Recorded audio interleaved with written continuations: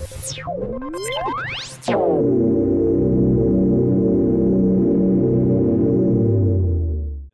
right, we got some quarterback stuff to talk about, Pooh, and of course, we also want to hear your predictions for this upcoming season. Pooh, what has been your thoughts on the quarterback room so far, and with the recent developments of Miles leaving? I thought it was a win-win coming into the season prior to Miles' departure. I've had some harsh criticism from Miles, and I talked about it last night. Most of my criticism is not necessarily for his play on the field, but his kind of his off the field stuff. I didn't see that fire. I didn't see that passion. Where I was seeing other guys throwing or out with the wide receivers, I wasn't seeing that from Miles. Not saying that he wasn't doing it. I don't know what he's doing behind the scenes, but I was seeing it from Nuss, Walker, and Jayden. I wasn't seeing it from Miles, but I think if Miles would have got the nod, we would have been in pretty good hands. I think it would have adjusted the win total, maybe 1 or 2 games. Yep. But we've got a lot of experience and we've got a high ceiling. So for sure. What's your thoughts on current quarterback situation? Where are we looking at right now? I was thinking about this when actually I was riding up, trying to hurry up and get here. I was thinking about it. I was like, man, you've got Jayden who you can't teach experience. You can teach technique. You can proper foot placement. You can't teach experience. There's going to be a lot of things that he's going to see that he's already seen before. As far as Nuss, as far as Nuss is concerned, he's the upside. He's that gunslinger. He's that wild card. The only thing about him, does he have that? Pastor, the serenity prayer. Give me the strength the strength to know. What I'm saying. The wisdom to know. And the strength to make the right decision. I'm hoping that he has the wisdom to know, when to make that throw and the ability to make that right decision. So yes. Hey, so Pooh, 100%.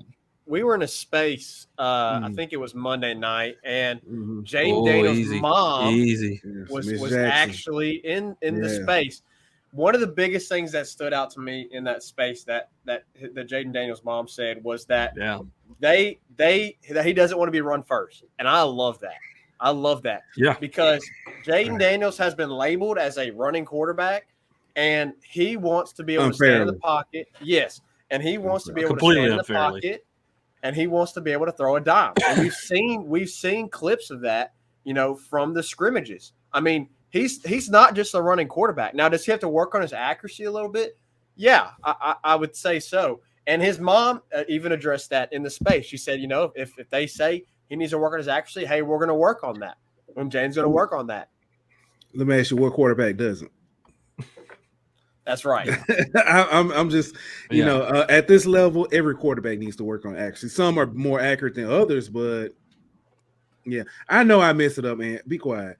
I'd have messed it up too. It's all good. That's more of a that's more used during AA and stuff. So yeah. But he did. She did mention that about he needs to work on his accuracy. He needs to not he needs to, but the whole run first thing. It's unfair. Now I'll say this: for those who have not actually watched a game and just saw highlights, most of his highlights are him breaking a run. Yeah. But if you go back and look at the season that is probably most comparable with what he's going to have at LSU, talent wise, is not. But his freshman season, he threw for almost near 3,000. Well, he's gonna have better talent. He's gonna have better talent at LSU. Exactly. If I remember correctly, it was 3,300. Yeah. See, there you go. He threw for over 3,000, and I mean, he broke some runs, but you're not a run first quarterback if you got 3,000 yards passing. No. Come on. So I mean, this isn't Lynn Bowden at Kentucky, like by any means. Like he wants to be able to stand in the pocket and make a throw, and the run to be that second option. Like if the line collapses, if he's got nobody open, he goes through his progressions, goes through his first read, goes through his second read, goes through his third read, and there's nothing there. Like then use the legs, and we know he's got them. Yeah, obviously. That honestly looks like somebody who doesn't trust their O line, or has fears. Yeah. If you look at, gosh, if you go back and look at kind of just everything he's done, okay, so there you go. Put it up there. Corrected us. 29-43. So near 3,000, 17 touchdowns, 2 interceptions. I mean, and how many rushing? Yeah, and how many rushing on top of that? Yeah, exactly. If you look at like rookie year, Lamar Jackson, they were saying, "Oh, he's going to be a run first and stuff." He came out that second his sophomore season. I say sophomore NFL season. Right. And he lit Miami a new one in game 1 from jump. I mean, so much so to Booger McFarland when he was coming on, T-Bob and Jordy. The first thing he said was, "Okay, T-Bob, I'm not going to say it here. I'm not going to give you that what you want to hear." He said, "But Lamar does look better, but that's just one game." And then he came out the next game and did it. Then he came out the next game and did it. So, yeah. So I'll ask this question. I'll ask this question real quick, and then Ray, you can get to your question. But this is really a question for all of us. We've talked a lot about Jayden. Obviously, Garrett is in the mix too. Do y'all see both quarterbacks playing significant time in season, or do y'all see it being that way early and then a starter kind of breaks out and runs it the rest of the way with the other guy as the number 2? Or do y'all see this as like a kind of an all season thing? Because I honestly don't know. I think they want to assess it. But I still see, like, let's just say, for example, like, I think if Jayden wins the battle, then it could get to that point to where it's just Jayden, right? But if he excels as QB1, but let's just say Nuss edges him out a little bit, I still see Jayden coming in the entire rest of the season. So I think it depends on who's kind of the leading guy at that point. But I don't know. What do y'all think? Go ahead, Pooh. Okay. Personally, looking at Brian Kelly's MO, he's always had a starting quarterback, and then he's always had a quarterback that comes in and gets it gets real game experience. I don't think this is any different. You'll see you'll see Jayden start the games off. We get comfortable lead. You pull him so he doesn't get hurt, and you get Nuss and you get Walker in the game. But there's going to be 4 games that you're going to see Walker. Ideally, I say you don't see him Florida State. You see him the other 3 non-conference, and you see him in the bowl. Yeah, depending on how close the bowl is. So, yeah. So, personally, I want a starter named, and I want to roll with it. That's just my preference. Like, I want a guy to be the guy. Now, obviously, if you're winning big, pull him out. Play, give Nussmeier some snaps, give Jayden some snaps. If it's Nussmeier, obviously Walker will probably give you 4 games, like you mentioned, to hold his shirt. But man, You don't see 2 presidents in a country. You don't see 2 managers in an office. You don't see 2 pastors trying to get up preach a sermon in one Sunday, right? Like, I want there to be the guy. I want it to be Jayden, or I want it to be Nussmeier, and I want him to take the offense and run and take control of the team. And we're giving our quarterback preview, and in the past, few episodes, we've been giving our prediction for who the starters is in those positions.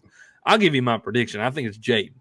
I think it's going to be Jayden Daniels. And honestly, from what I know, the plan for Jayden originally was for him to go to Arizona State, and it started off really well because he had the talent around it.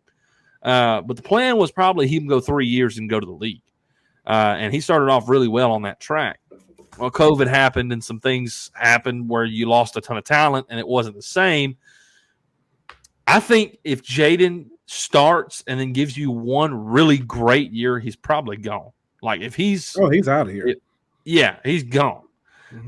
So for me, the ideal situation is Jayden is your guy. You stick with him. He has a great year.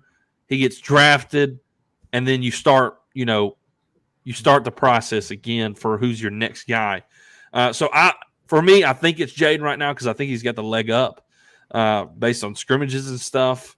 I think it's a slight leg up though, because I mean Nussmeier's been looking really well really good as well, but he had the tweak, right? But for me, I want it to be one guy. I don't want. I'll give it, Nussmeier. Let them two kind of swap reps maybe in the Southern New Mexico State game. But after that, like when we hit SEC play, I want there to be the guy. Yeah, I do want some clarity when I say his MO. I don't think, and it's not that he has the Chris Lee, Tim Tebow situation where it's rotate, but it's more so that we see Jayden, and then he's going to get Jayden out there and get Nuss some reps. That's what I in a tough game in Bama, we may not see Nuss, or we may not see Jayden. Correct. Correct. I just don't. I can't envision starting one and not seeing the other touch the field. Oh no, 100%. All season. So that's just that's especially if he is gone. Especially like if Jayden's gone, like you want him in. Like you want Nussmeier getting you some in-game reps 100%. Because here's why I think Jayden is your guy. Number one, he gives you what you want for this staff. The most out of the group.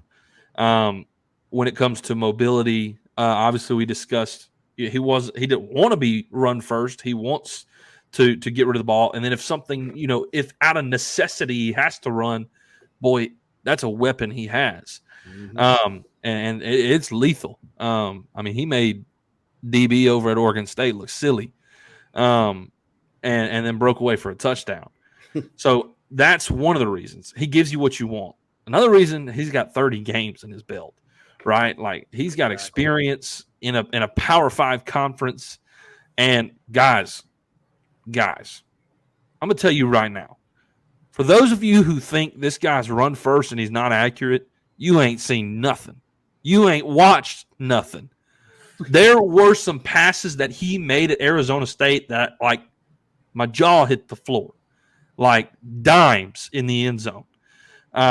Dude's got some ball placement. Like, he can place the ball sometimes, and it's like, wow, that was impressive. When he had Darby and when he had Ayuk, man, it was special. And I think with the talent that we have, Kayshawn, Malik, Jure, Besh, list goes on and on. Brian Thomas, that's offered to him. So you got experience. He gives the staff what you want. And those are my reasons. I just experience, I think, and furthermore, when it comes to Nussmeier, we saw him one game last year. And guys, it was terrible. It was awful. He threw 2 interceptions, 1 touchdown, and not even 200 yards, and it was pretty bad against Arkansas last year. So I think what Jayden offers you is a little bit more, and he gives you what you want, and he's got experience. So we've talked a lot about Nuss. We've talked a lot about Jayden, but I mentioned this earlier. I'm really excited to talk about, of course, Walker Howard, because I know he's a freshman. I know he's not probably going to play hardly at all this season. I would assume we probably see him his 4 games that he can be allowed, and then they probably sit him the rest of the way so they can have that red shirt. But this sets up a question, because Walker Howard, I think all 3 of us can agree that he has the highest ceiling. and I think all of us can agree that he is arguably the best quarterback in that room, even right now. It's the experience, it's the reps that the other two are getting right now that is the step over him. But is this, or when is the last time that the LSU QB room was this good? Because I understand there's question marks. I understand there's a question mark with Jayden. I understand there's question marks with Garrett and obviously Walker being a true freshman. But I mean, I don't know. I mean, maybe when you go back to 2007, you got Flynn who led the team and Paraloo. Nah, but 3 deep. I mean, they are 3 deep, and it's a good 3 deep. I got you because we had this discussion. 2003, Matt Mock, Marcus Randall, Jamarcus Russell, Matt Flynn. Oh my gosh, yeah, that has to be the last time. That has to be the last time. Give me that list one more time. Matt Mock, Marcus Randall, Jamarcus Russell, Matt Flynn. Yeah, that's the last time. That's the last time it was good. Yeah. So, because in 2000, I mean, from there on, you had Marcus Randall, Jamarcus, Matt Flynn, and then whenever Randall left, and then you had even in 2007, you only had the two, Matt Flynn and Ryan Paraloo. I don't remember who the third was. Didn't matter. Yeah, didn't matter. So, because once we talked, Ryan Paraloo said it. They would have. He think they could have repeated it in 2008. I agree. If they had a quarterback, they probably could have repeated. But yeah, it was. Once he was off the team, you had a quarterback who got drafted to the MLB and he was gone. And then you had, if I'm not mistaken, Jared Lee, Jordan Jefferson, and Hatch. Hatch got hurt. He was the starter. He got Appalachian. Yeah, he got concussed against Auburn. Is when he went out. Mm-hmm. So yeah, and they still beat Auburn that year. So. Yeah. Well, I have to agree, Pooh. I think this is the most loaded that the QB room has ever been since 2003, and I'm glad you said that because I honestly didn't know. But it's really encouraging, especially when you think about Walker Howard waiting in the wings, dude. It pumps me up, man. It pumps me up. Walker Howard, then you got Ricky Collins next year. Yeah, man. Next year you could potentially at some point have Jayden, Garrett, Walker, and Ricky. Now we hope Jayden has a big enough season to where he's. I'll be honest with you. Not Ricky. Jayden's going. I think so. He's already graduated. He is, statistically speaking, he looks good. I mean, it's not. Yeah. He's not great, but he looks good. If he has remotely the season he had his freshman year, he's out of there. Jabril Cox, one and done. Because all you have to do is prove you can do it in the SEC.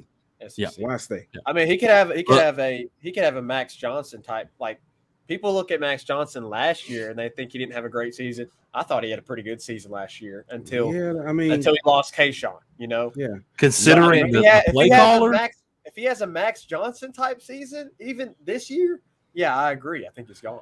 I think Max Johnson had a good year considering the play calls and considering how long it took the play calls to get in. Oh my God. I'm so glad we ain't got to deal with that anymore. Outside the behind the back pass, I think Max. Yeah. Ooh. That was the worst thing he ever. I mean, but outside of that, I don't think he made too many bad decisions. He was handcuffed. I'll say that. Yeah. And he still, dude, he wasn't a Heisman contender, but I mean, he was serviceable. So. Yeah. I tell you right now, that was the epitome of the last 2 years. When he threw that pass behind his back, I was like, that's the state of LSU football right now. Yeah. That play, when they replayed that, I was like, oh God, we suck. Like, this is going to be terrible. This year's going to be awful. Like, I was like, that's all I needed to see, brother. Like, we're done. We're done. After that UCLA game, I was like, correct coaching never would have never allowed him to do that. Never would have happened. Would have never. I mean, I know players make dumb decisions, but I mean, good coaching, he would have never made that decision. He would never thought about making it. He would have never thought that about was brutal. It. Exactly. All right, I want to go back to what you just said, Pooh, because I want to talk about that. Because I talked about this with Zach right before the show. You said if he had remotely his freshman season.